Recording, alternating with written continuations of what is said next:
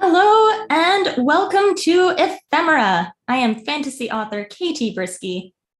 And I'm editor Jen R. Albert. We hope you're enjoying our theme music courtesy of Alex White. Welcome to anyone joining us for the first time, and welcome back to those who have visited us before here at our virtual home. For those who are new, Ephemera is an award-nominated reading series chaired by Katie and myself. Pre-COVID, we held events in the Glad Day Bookshop. And while we await our triumphant return, we are delighted to be under the spell of our artists every month right here on YouTube.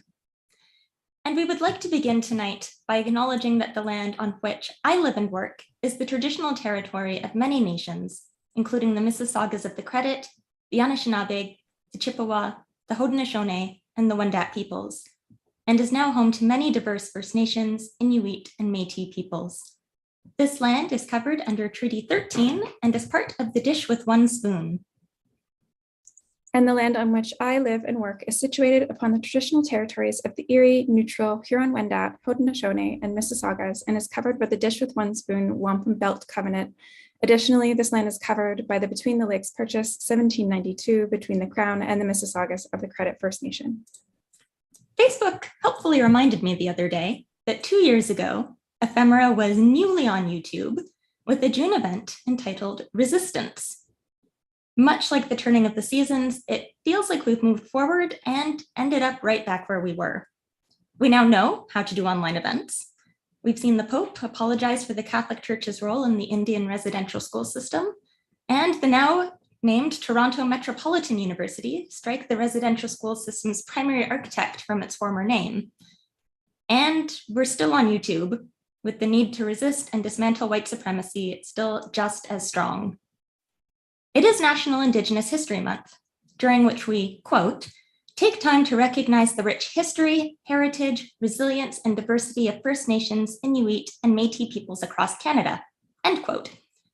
Of course, we should be doing this as a matter of course, all through the year, but it's interesting browsing the Canadian government's official National Indigenous History Month's website. I can't help but ask, are we talking about one nation or the hundreds that are on this land? We've moved forward and not gone as far as we hope. So what can you do this month and all through the year? Well, do you know whose traditional territory you were on? Do you know its history, its languages, its treaties, if any? You can visit www.nativeland.ca and connect yourself to the land where you live and work. If you live on territory covered by a treaty, there are many resources to learn what it means to live as a treaty person and what your responsibilities are. Of course, we always recommend spending time with Indigenous arts, music, and literature, including the Indigenous authors you'll find in our stream archive. For the white settlers here tonight, become comfortable with feeling uncomfortable. Take a hard look at yourself and how colonialism and white supremacy have benefited you and what you can do to help dismantle both. I'll close by observing that next Tuesday, June 21st, is National Indigenous Peoples Day. That date, coinciding with the summer solstice, was chosen by the Canadian government in consultation with Indigenous organizations, as many communities have celebrations at or around this time. It's the longest day of the year in the Northern Hemisphere, with the most light. A good time, I think, to illuminate for ourselves the path we will walk and what we will fight for over the next year. Thank you.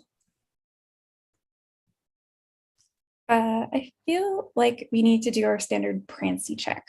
He's not trapped by a sinister spell again or something, is he? Francie is fine and dandy, but he would like to remind everyone that voting for the Aurora Awards is now open. Oh yeah. Members of the Canadian Science Fiction and Fantasy Association can vote until July 23rd. You will find our skeleton dear friend under the best fan organizational category. And I think that's actually all the business for tonight's event. I'm just excited to find myself enthralled and entranced by tonight's fiction and music. We should get started with the first author. Amanda Leduc is the author of The Centaur's Wife and Disfigured on Fairy Tales, Disability, and Making Space, which was shortlisted for the 2020 Governor General's Award for Nonfiction in Canada. She has cerebral palsy and lives in Hamilton, Ontario, where she serves as the communications coordinator for the Festival of Literary Diversity, Fold, which just happened last week, very excitingly. Welcome, Amanda. Thank you so much, Jen. Thank you, Katie. Thank you to my fellow readers for the honor of sharing this space with you today. It's such a pleasure to be here, and I'm so thrilled to have been asked. I'm going to read a little bit just from the beginning of my latest novel, The Centaur's Wife, right from the prologue. It is actually about centaurs, as the title would suggest. So we're just going to dip into a little bit of the origin story, if you will, of the novel. In the beginning, a horse fell in love with a woman. Because magic was strong in the ground there, the horse dug himself a grave on his mountain and slept in it, buried in the dirt, on the one night a year when the stars are at their brightest. In the morning, he climbed out of the dirt as a man and made his way down the mountain. He stole clothes from a line when no one was looking and learned human language by watching men and women in the market square.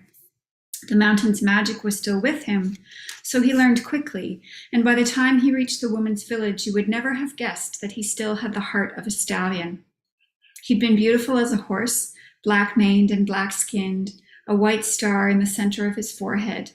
And he was beautiful as a man, black-skinned and tall, a shock of white in his dark hair. The woman fell in love with him almost right away. He seemed wild to her, but also familiar. She sensed a power in him that she wanted for herself, a different set of eyes with which to view the world.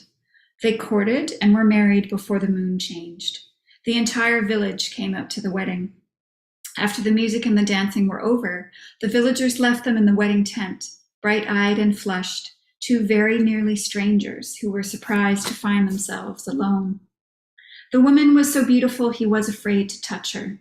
She had lilies in her soft hair and designs painted up and down her arms. The designs asked for happiness, health, children, an ever-loving husband, all of the good things that anyone might wish a bride. The husband felt the symbols reach out and touch his stallion's heart for the smallest of moments, felt them know and pull away. A draft blew through the room and then the air cleared again. In less than a month, the woman was pregnant. The pregnancy was hard but not unbearable, and the husband was so besotted with his wife, so fearful for her safety, that he carried her everywhere, almost everywhere they went. In time, she grew so big, the villagers began to prepare for triplets. A neighbor fashioned a cart like a rickshaw, so when his wife became too big for him to carry, the husband could pull her around like a queen. Sometimes he gave the village children rides when they asked. Sometimes, when his wife was in pain, he did not. She was pregnant for longer than usual. As her belly grew enormous, the rest of her became a shadow. When her time finally came, the panic in her blue eyes made the village midwives nervous, and so the elders sent for one of the doctors who traveled the countryside. Sometimes women left when children came into the world, and they weren't about to let that happen. The doctor was also a woman. She was kind and gentle, with hands that were as strong as those of any man in the village, except, perhaps, for the wife's own husband. The wife had gone into labor in the morning and struggled all that day and into the next. You could see the babies in her belly trying to break through this last membrane, their sharp little fists and heels making bumps beneath her skin. But try as she might, she couldn't push them out. After the second morning, the doctor placed a hand inside the wife and felt legs where a baby's head needed to be. "The first is breech," she said, "and I can't turn it. I'll have to operate." No one in the village had ever seen an operation of any kind, and people crowded around the door and the windows. Everyone was worried. Would the baby survive? Would the wife? No one could bear to look at the anguish in the husband's face. But the doctor was the best, or so they'd been told, and she did not seem worried. She numbed the wife with drugs as best she could, then took her scalpel and made the first incision, quick and clean. Blood beaded up and ran down her belly. As she worked, the doctor hummed a wordless song to calm the wife. 3 cuts, she said, and smiled. 3 doors into the world for 3 special babies. Her second incision pierced the fascia. The crowd had gone quiet, the only noise the doctor's humming and the soft sounds of tissue giving way. At the 3rd cut, her scalpel gently slit the uterine wall. She did not stop humming. She set down her knife, pressed down and pushed in and scooped out the first baby. The house went still for the smallest of moments, and then the screaming started. The babies, and there were 3 of them, were red and squalling, one darker, 2 pale, all with the wife's blue eyes and a perfect, plump little torso atop the body of a tiny horse. Each leg, slick with mucus, ended in a dark little hoof. A tiny girl, 2 tiny boys. The midwives all ran for the door. Monsters, they cried as they fell outside. They're monsters! Heaven help us! Get them away! When the villagers tried to rush inside, the husband roared with fury and blocked the way. But the doctor, whose hands didn't shake even now, laid each baby on the table one by one. Then she turned back to the wife, still humming, and stitched up her wound as though nothing had happened. The wife, whose eyes were wide with terror, looked from the doctor to the babies and back, over and over. She didn't look at her husband, who stood silent by the closed door. When she tried to speak, the doctor hushed her. You've been through so much, the doctor said. She paused in her stitching and laid a hand against the wife's cheek. I think you should sleep now. Perhaps the words were magic. Perhaps it was the touch of her hand. But the wife fell asleep almost right away. When her breathing was untroubled and her stitches were done and the wound bandaged, the doctor moved to the crying babies and checked them over. They had strong lungs, she saw, and 2 hearts, one above and one below, beating in sync. Lies will always come out, the doctor said, even lies with the best of intentions. She didn't look up from the babies. The husband didn't say a word. You'll have to leave, the doctor said, with the children. They won't let you stay here. The husband swallowed hard. The doctor raised her head and watched him as the things he couldn't say caught in his throat. You aren't from here, she said. You should take the children back to your old life. My wife, he said, finally. What about my wife? The doctor, whose own mother had once been called a witch, knew of ground magic and could guess what had happened. She checked the babies over a last time. They'd all fallen silent, and considered a moment before she spoke. Your wife won't come. The husband shook his head. No, she'll come. She loved him, after all. Wasn't he still a man, despite his stallion's heart? But the doctor looked at the babies again. They were beautiful in their strange, ungodly way, and sighed. Life and death went everywhere with her in her travels, hand in bloody hand. If you do not leave tonight, she said, the villagers will kill them. She'd seen enough of this to know. A deformed limb, a child born without a face, a child with no arms left outside to die in the snow. They will kill you too if you fight them. If you love your children, you need to take them away. She could hear the pounding of his heart now, like a drum announcing its own end. He said, I won't leave without her. But when the wife woke up and saw the babies, she screamed with rage and hit the husband with her fists. Kill them, she said to the doctor. What monsters are these? Who was he, this man she'd called her husband? He looked like a man, but he wasn't. She'd been deceived. Everything she'd known was a lie. She had no husband now. Get them away from me, she said, and she covered her eyes in terror and disgust. Get them away. When they heard her scream, the villagers began to pummel the house with shovels and sticks. The doctor swaddled the children as best she could, and when she placed them in the husband's arms, he gathered each child numbly to his chest. He could barely understand what was happening. The doctor put goat's milk in a couple of bottles, tucked them in her own satchel along with her provisions, and slung it over his shoulder. It's not a lot of food, she said. Enough for a day, maybe 2. Protect their heads. she added, and then she swung open the door and stepped outside. Such was her power, even now, after delivering these monster children, that the villagers fell quiet. They are leaving, the doctor said, pitching her voice to reach all of the crowd. They will not bother you any more. Let them go. They're monsters, someone cried again. Inside the house, the wife began to wail. We don't want them here. They are going and will not come back, the doctor said, and the husband slipped out into the space that her words made. The villagers looked at the bundles in his arms and shrank back, and they let him walk past them and vanish into the darkness beyond their fires. And I'll stop there. Thank you so much. Thank you, Amanda. That was such a wonderful way to start the evening. Thank you so much, Amanda.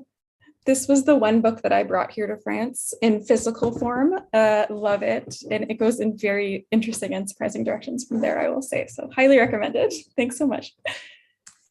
Right. Well, I have been thinking, you know what is a fun game? What is a fun game? Would you rather? Oh, that is a dangerous game. I take it you have something in mind? Yeah, okay. So imagine Prancy was placed under a spell. To disenchant him, would you rather weave 7 shirts out of thistledown while never saying a word? Or would you rather wear out 7 pairs of iron shoes? That is a very difficult choice indeed. Let us know in chat or on Twitter. Thistledown or iron shoes? And while you do that, it is my very great pleasure to introduce our performer tonight. Canadian cellist Emma Fisher was introduced to the cello at the age of 3. Coming from a musical family, she has been surrounded by the sounds of strings her whole life. Miss Fisher's chamber music career has taken her to halls such as the Four Seasons Center for the Performing Arts, Kerner Hall, and Jordan Hall in the New England Conservatory. Miss Fisher plays on a Cowson School French cello made in 1762. Miss Fisher is a recent graduate of the New England Conservatory, where she studied privately with Paul Katz. Now, unfortunately, Emma was not able to be here tonight. Well, I guess none of us are in person, but she is here in spirit. And she had just a few things she wanted me to pass along. So the piece that you're about to hear is called Passacaglia for Solo Cello, and it's by a composer named William Walton. It was composed towards the end of Walton's career between 1979 and 1980, and first performed in 1982. It's known for having a really complex, well-crafted structure. And when Emma was telling me about this piece, she mentioned, when she was learning it, it was sort of like unpeeling an onion or unraveling a really tangled skein, or perhaps even unraveling a spell. And I will say that this piece is actually the inspiration for tonight's theme. When she passed along the music for me to take a listen, and I was listening to it and just seeing what came up. I felt this, you'll hear this really entrancing, complex musical line. It was spellbinding. I felt like I was under a spell. So that is our theme tonight. Thank you, Emma. And we're gonna play the music. Just bear with me for 1 second because I need to get it up. There we go. Okay.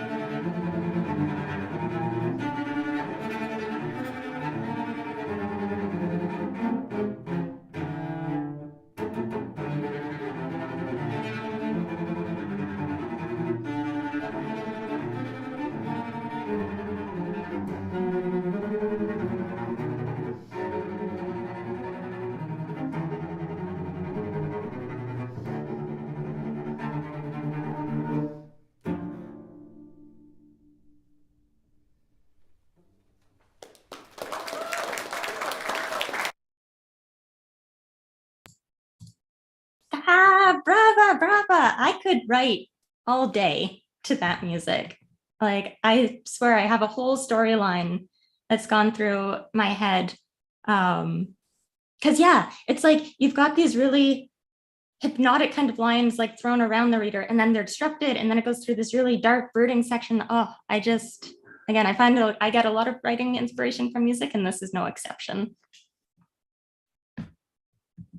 But enough about me. How did we do with our little game? Well, Grail thinks that weaving will take less time than walking in the shoes. And personally, I agree. Wearing down those iron shoes sounds like a tough job. I actually wear down my shoes really quickly. So I think, and I'm really bad at sewing, so I think I would actually probably go with the iron shoes myself. Fair enough. That makes sense. Okay, I've got one. Okay. As we just heard, music can leave us spellbound. So what would you rather hear? The most heartbreakingly beautiful fairy music, but only once, or have the siren song stuck in your head for a week? Oh, that is a really tough one. I guess you can tell us in the chat or on Twitter if you can make up your mind. I don't know that I can. Well, in the meantime, our next guest is here with us. José Pablo Iriarte is a Cuban-American writer, high school math teacher, and parent of two. Their short fiction has been a finalist for the Nebula, the Hugo, the Locus, and the Sturgeon Awards, longlisted for the Otherwise Award, and reprinted in various years' best compilations, including the forthcoming Best American Science Fiction and Fantasy 2022, an impressive list. Their debut novel is forthcoming in spring of 2024. Congratulations. From Knopf Books for Young Readers, an imprint of Penguin Random House. Jose currently serves as director at large of SFWA. Learn more at labyrinthrat.com. I'll put that in the chat, or look for Jose on Twitter at labyrinthrat. Welcome. Thank you. I'm very excited for this. So I'm coming to you from Florida, from Seminole Land. And the story that I'd like to share with you tonight was my very second professional sale back in 2014. It was in a magazine called Penumbra, which alas is no longer with us. And because of that, this story is no longer in print either. So you can't find it anywhere, but here right now. It's called Extra Innings. And I would share with you a content note before I begin. I chose this story because it seemed to be, out of all my stories that I could think of, the best fit for the theme of Spellbound. But this story does feature grief over the death of a child. So it might be something for you to be aware of before I start. Very short little piece. So if you need to mute it, it won't take long. Once again, it's called Extra Innings. I was smart enough to stay away from the park, from the elementary, and God, yes, from the pool. But no place is safe when you're running from your own memory. I learned that the hard way when a shopping trip brought me back to Yorktown Mall. The giant play area by Carson's department store teemed with children, screaming and laughing as they clambered up the stairs, whooshed down the slide, and leaped over assorted fake wildlife. Freshly baked cookies perfumed the air, but I was only vaguely aware of the scent as I stared at the kids, remembering how I used to bring Maggie to this spot, not because she loved to jump and climb, but because turning her loose inside the fenced-in area gave me a chance to release her sticky hand, to let her run around while I surfed the mall's Wi-Fi. Grown-up time was hard to come by for a single dad, so I brought my little girl here to ignore her. And now she was. And now, Jesus, what I wouldn't give to have just one afternoon back. I swallowed and turned away, ducking into a sporting goods store. It was one of those themed places made up to look like a Wrigley Field concourse, complete with the underside of bleachers overhead. What the hell was I doing here so soon after the funeral? An old man wearing a baseball jersey over a buttoned shirt stepped to the storefront. Can I help you? I doubt it, I replied, tears welling in my eyes for the first time in weeks. He peered at me hard, like he was focusing on something right behind me, or maybe inside, and nodded. You don't look like you came in here to shop, he said, but I may have just the ticket for you behind the counter. I turned and glanced to the store entrance, toward the play area where happy shouts rang over a fountain's white noise. I was sure the old man had nothing I needed, but when he placed a gentle hand on my arm and guided me to the side of the store, I didn't resist. He opened a drawer in the nicked wooden display that ran the store's length and rummaged for something. I leaned forward, curious despite myself. He found what he was looking for and laid a pair of torn and wrinkled ticket stubs in front of me. Cubs tickets. I drew a ragged breath and gazed at the faux bleachers overhead, letting the bustle from the mall outside wash over me. I guess I'd followed the old man looking for a distraction, but everything conspired to remind me of Maggie. I took her to a game once when my company had spare tickets. With her, Wrigley Field seemed to pulse with magic. She had begged me to take her again, and I'd intended to, someday. Weird old man. I knew people who kept ticket stubs, but I'd never heard of anybody buying them. I don't need any used tickets, I said. Thanks. Look again, the old man said. The tickets were from last September. Maggie had been determined to cheer the Cubs on against the hated Cards. I was busy. What are you? These tickets aren't quite used up, he said. They still have a little game in them.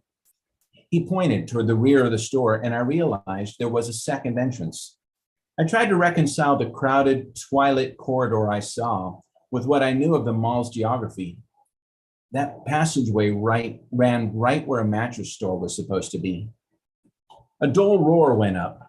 What I had taken for a fountain now sounded more like a cheering crowd. How is this possible? The old man pressed the tickets into my hand. You only get so many innings in a game, he told me. Once it's over, it's over. But sometimes there's extra innings before the game ends. You get a little bit of free baseball.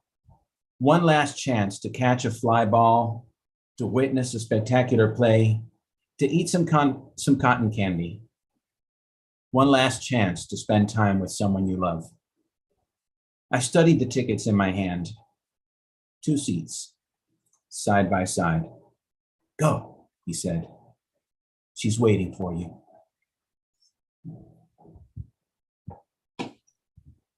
And I'm all cryy now. Thank you so much, Jose. That was wonderful. Thank you. Sorry, I do. I mean, don't be sorry. It's the good kind of cry. It's the kind of cry that gets, to that seam in our heart that we open and share with others. So thank you very much for that. That was gorgeous. Thank you. Right. I almost feel, I'm breaking the mood to ask what our friends thought of the music. Mm-hmm. The overwhelming majority wanted the fairy music. Kraken, Nodsterd, and Kari Martin, who are both musicians, feel that they could maybe recreate that music and that it would get stuck in their head anyway. So, I mean, very fair. Christina on Twitter said that she'd prefer the siren song for a week.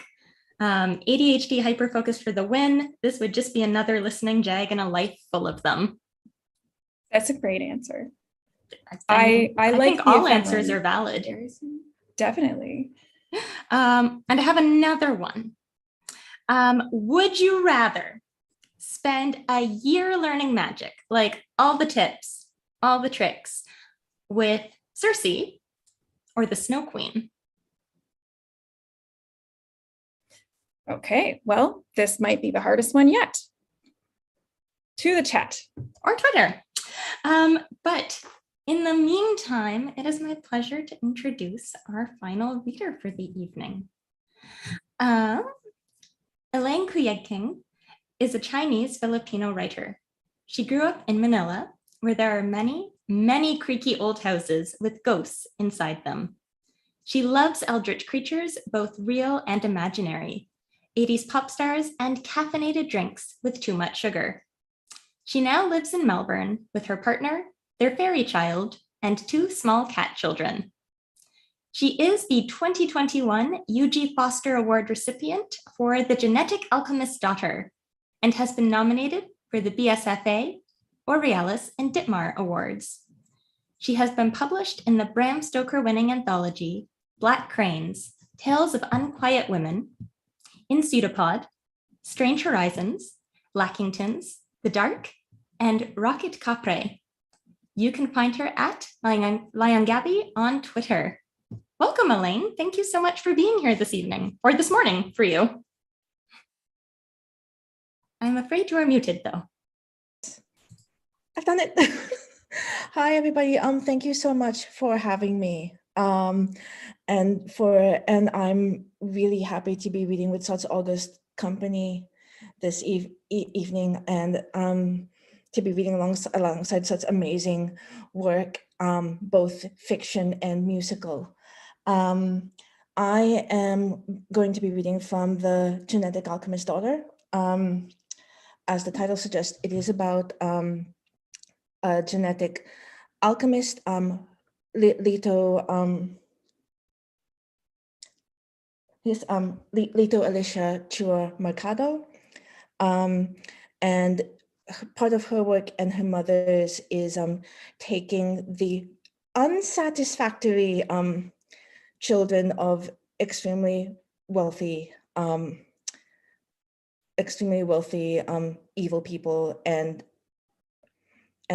making perfect, more palatable copies of them. And I am reading from the beginning, where Leto still believes and is still spellbound by the idea of her mother's work. So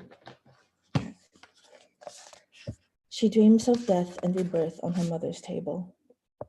The smell of antiseptic, chemicals, artificial cherries, and other fruit. The specimen on the table. Herself, slipping a needle under the specimen's skin to obtain samples for reconstruction. Finally, the disposal of the body, while the new one grows inside her crimson egg, kicking her little amphibian feet. Later, a telepathic matrix imparts an edited library of the prodigal's memories. This reinforces the desired traits, knitted carefully into the genome.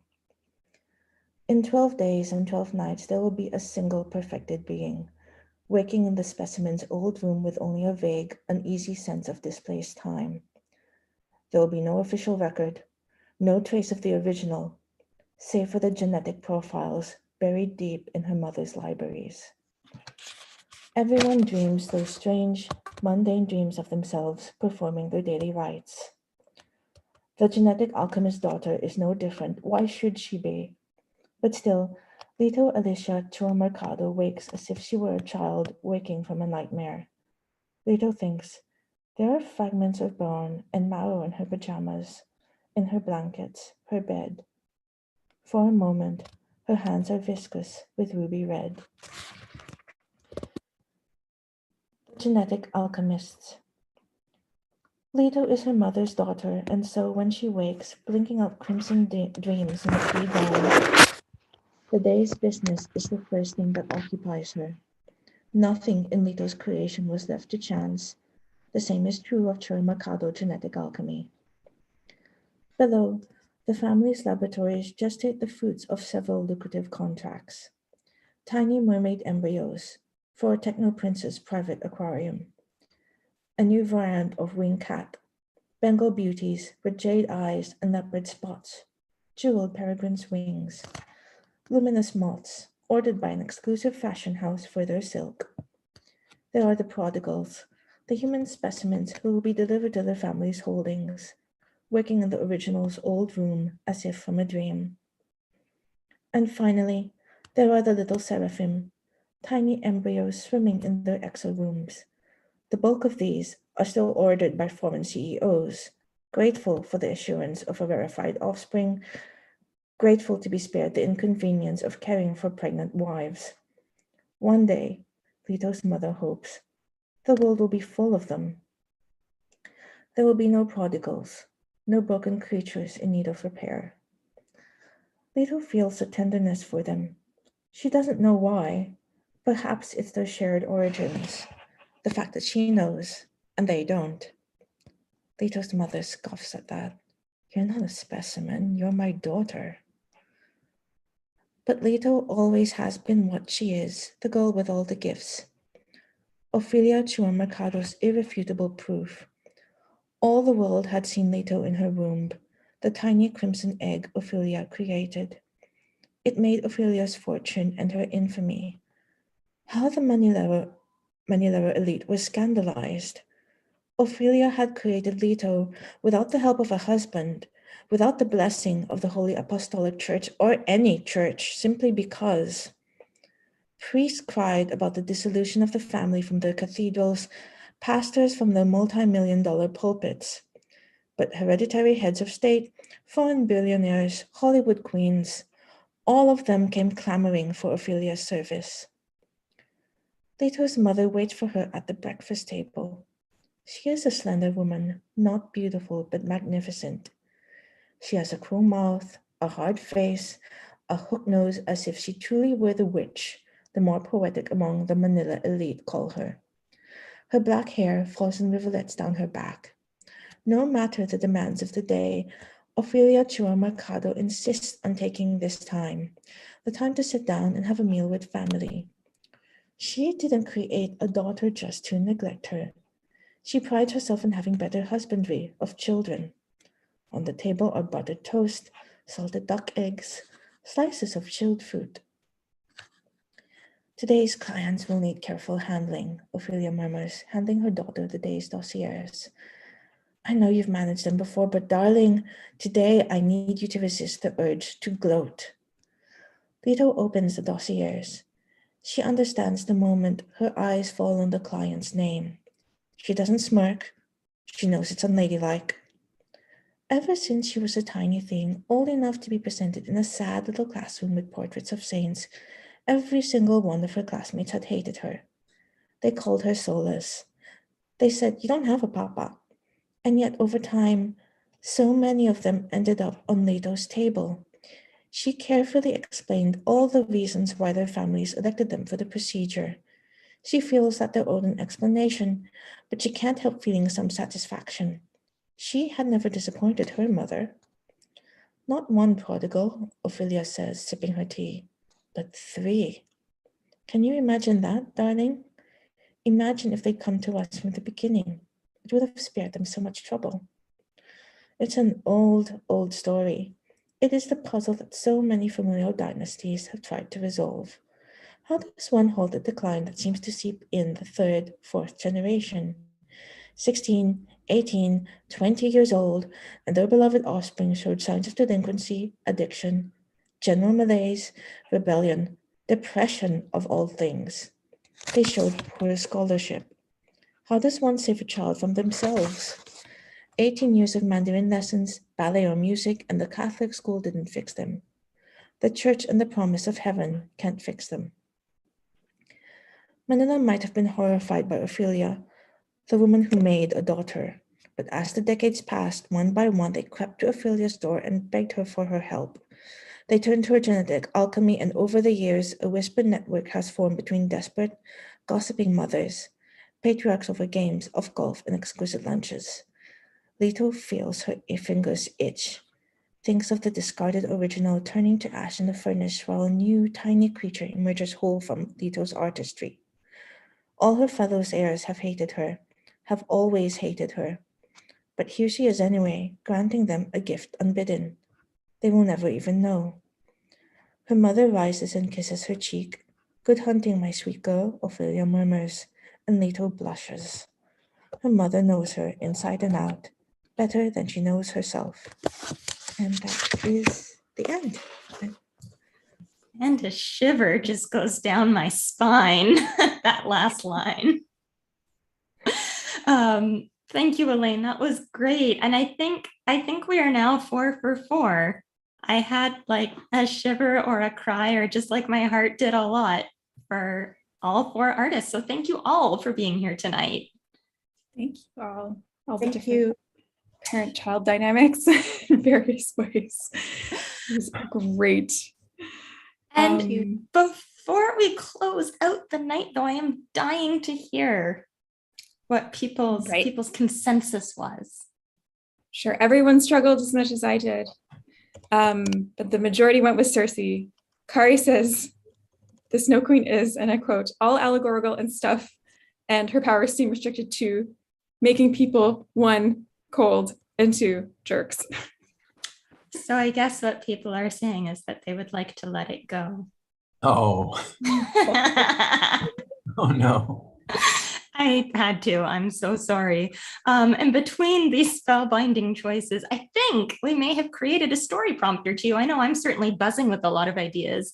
So I hope that all of you can go forth and weave your own webs of wonder and imagination from here. Thank you. And until next time, follow us on Twitter and Facebook at Ephemera Series, and please subscribe to our YouTube page right here.